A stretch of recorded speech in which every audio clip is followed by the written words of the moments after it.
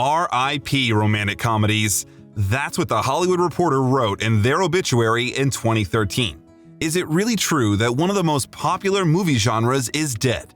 Or maybe it's even for the best? Not everyone understands what a strong and negative impact rom-coms have had on our society. They gave rise to many cliches and stereotypes that still shape our ideas about love, and sometimes even can destroy our romantic relationships. Today on the About Movies channel, we'll tell you how rom-coms lie to us about love, what killed the classic rom-com, and is it possible to say that in recent years this genre has begun to revive in a new guise? Before we start, I suggest you click on the subscribe button and the bell to find out what others don't know about cinema. Subscribe and let's get started.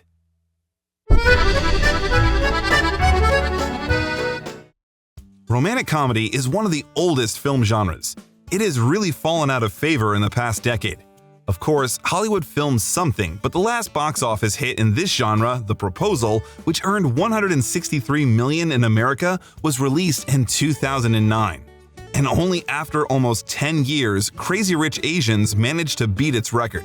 So why did rom-coms fall out of favor at some point? Are viewers tired of watching love stories? In fact, rom-coms were killed by bad scripts and their own cliches that were hastily thrown together with the expectation that the audience would accept it anyway. The world is changing, and our understanding of life has begun to change much faster than the laws of the genre, and the rom-coms tragically lagged behind reality. The problem of standard romantic comedies has always been the unrealistic representation of relationships. God, I wish my life was a movie sometimes. I'd never have to worry about my hair or having to go to the bathroom. And then, when I'm at my lowest point, some guy would chase me down the street, pour his heart out, and we'd kiss. The formula is simple. A guy and a girl get to know each other. It can be love at first sight, friendship, or the from hate to love format. It doesn't matter. In any case, having gone through many obstacles, comical and ridiculous situations, they understand that they're made for each other. By the turn of the 1990s, the genre became ossified. Only the circumstances changed, but not the plot mechanism. According to the laws of the genre, the acquaintance of the characters must necessarily occur under unusual, funny, or simply cute circumstances. It's called meet cute. The same goes for dates and declarations of love. They must be inventive and spectacular, in front of a crowd of people, in the rain or snow. Whatever happened to chivalry? Does it only exist in 80s movies? I want John Cusack holding a boombox outside my window. And the main event in life to which it's necessary to strive turned out to be a wedding with the right one. Rom-coms have convinced us that people can only be happy if they are in a relationship. If the hero is focused on a career or study, this is rather what prevents him from finding love. Really? Who in their right mind would trade Jude Law for a fancy LA house and successful career of an advertising agent? And here is another typical rom-com trope. A hero needs to recapture a girl from her wrong boyfriend. On the one hand, it sounds romantic, but on the other one, in our time, such behavior is more likely to be considered an unacceptable violation of the boundaries of other people's relationships. Men in rom-coms are generally not ready to accept rejections. Many of these heroes look like crazy stalkers, and their supposedly heroic declarations of love sometimes come down to banal manipulation and harassment. For example, in the film Madly in Love with Celentano, the whole plot is built on the protagonist's obsession with a woman. Mi ami o no? Oh, guarda che se dici di no io mi ammazzo. In general, many films with Celentano are examples of classic masculine rom-coms. There's always a charismatic man who wins over a woman by all available means in the center of the plot. However, in the Taming of the Scoundrel with the same Celentano, the creators tried to change roles, and the heroine fought for the attention of the obstinate hero during the whole film. But in the end, we again return to the banal scene with a male declaration of love. This emerges another important thought. In real life, insane acts may not always be a good solution to conflicts. All I know about being good, I learned from TV. And in TV, flawed characters are constantly showing people they care with these surprising grand gestures, and I think that part of me still believes that's what love is. Each first rom-com is resolved by the fact that the main character or heroine asks for forgiveness or proves their love with some spectacular gesture. But in reality, if after a big quarrel someone goes to wake up the whole house with your favorite song, then most likely he won't earn instant forgiveness but a bucket of water on his head. Despite all the banal turns of events in such films, we still love them. That's why we want to know which rom-coms do you rewatch most oftenly. Be sure to share your favorite titles in the comments. Since authors of love tales primarily see women in their target audience, all the screen girls possess an unlogical and unrealistic model of behavior. The success of the heroine of a rom-com is most often linked with appearance. The cliché ugly girl with glasses is still actively exploited. According to the logic of rom-coms, the magical transformation from a bespectacled A student into a sexy beauty will immediately have an effect, and the eyes of the object of size will open, and he will understand how stupid he has been all this time. The best girls are those who share the stereotypical hobbies of guys: beer, burgers, sports games, and at the same time are able to stay in chic shape. When a guy can play 36 holes and still have enough energy to take me and Warren to a ball game and eat hot dogs. I'm talking sausage hot dogs, beer, not light beer, but beer. That's my ad, print it up. This type of heroine, along with all the famous rom-com cliches, was aptly ridiculed by Gillian Flynn in Gone Girl. Men always use that, don't they, as their defining compliment. She's a cool girl. The characteristic of an ideal girl is brought to the point of absurdity in the manic pixie dream girl. She has an unusual style, non-girlish interests, she shows spontaneity and openness in the most inappropriate situations. Why are you just standing there? Dude, I'm totally waiting on you. Oh, I'm sorry. I just assumed you were too cool to be here on time.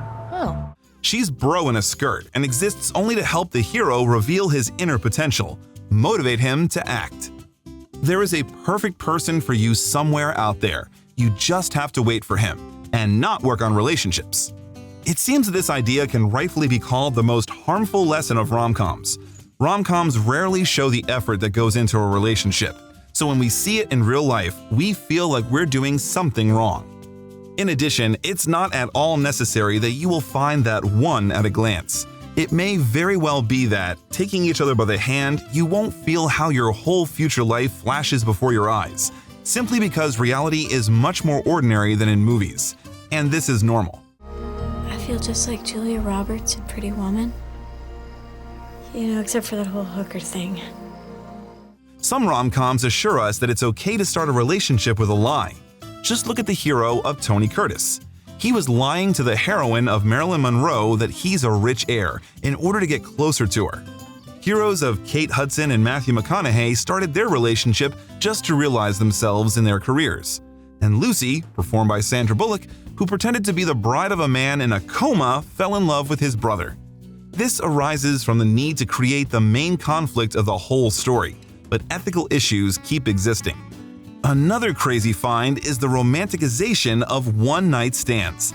In real life, relationships that were originally built only on the physiological side without an emotional connection rarely turn into serious and long-term ones.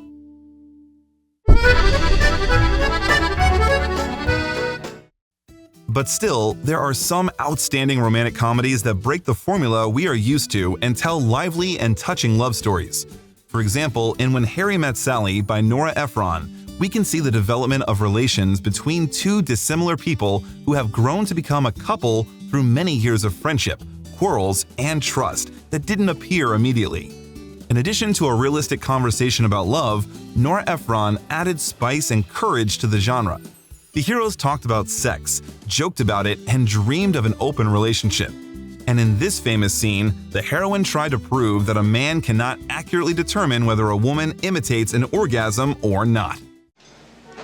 I'll have what she's having. In Sleepless in Seattle, Ephron focused not on the comic component but on the drama. The characters didn't meet until the final scene. Here, we can see loneliness and pain from the loss of a loved one and extraordinary heroes, like a child who wanted to find happiness for his father. Truly revolutionary for the genre was Bridget Jones's Diary. The film turned the standard of rom-com on its head. First of all, it proposed a completely new heroine, lively and clumsy. Bridget Jones was not an ideal. She suffered, made mistakes, didn't meet the standards of beauty accepted in Hollywood, but Hugh Grant and Colin Firth fought for her attention. The film showed that the most important thing is not the desire for external beauty or relationships. Most importantly is to love and accept yourself. In terms of plot, Richard Curtis found a very unconventional approach to the genre in Love Actually.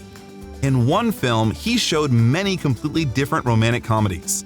Curtis tells us that the state described as Love Actually can happen to absolutely anyone. It doesn't wait for the right words and perfect moments, and can unexpectedly hit the heart of a 10-year-old boy, a big politician, and an introverted writer or a porn actor. Often the choices of heroes turn out to be fatal for them, as in the line of Heroes of Keira Knightley and Andrew Lincoln, which gave us one of the most beautiful declarations of love in the history of cinema. Or when love for a brother makes you sacrifice love for a man.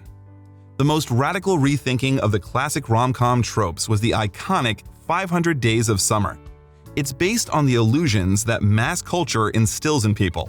The main character, Tom, believed that he got into a romantic comedy, and the girl Summer was the only one. I'm in love with Summer. I love her smile. I love her hair. I love her knees. I love this heart-shaped birthmark she has on her neck. I love the way she sometimes licks her lips before she talks. I love the sound of her laugh. I love the way she looks when she's sleeping.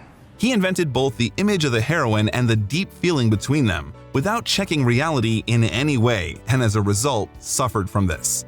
The result was not a reunion with the object of love, but self-development and maturation. Another extraordinary scripted concert can be seen in Ruby Sparks. According to the plot, the writer decided to write a novel about the girl of his dreams, and she magically appeared in real life. Ruby Sparks is an adaptation of the idea that people invent partners for themselves and often want to change them for themselves, usually because of insecurity or simple selfishness. Jesus, you're gonna be such a fucking prude. Why, because I don't want you skinny dipping with other men? Because you don't want me doing anything! The main character literally had the ability to control his girlfriend, and in the creepiest scene in an otherwise sweet and lighthearted movie, he showed off his power. In a traditional rom-com, the main characters are a successful and handsome guy and a girl of European appearance. And many Hollywood writers have tried to breathe life into the genre by focusing on Asian characters, homosexuals, or increasing the age of lovers. The creators of the comedy I Love You Man went even further and transferred the formula of a love story to the relationship between best friends. The main character, played by Paul Rudd, didn't have friends. His fiancée decided to find him a close friend with whom the guy could spend time. The result is a touching story about the importance of friendship. I can't even imagine getting married without you.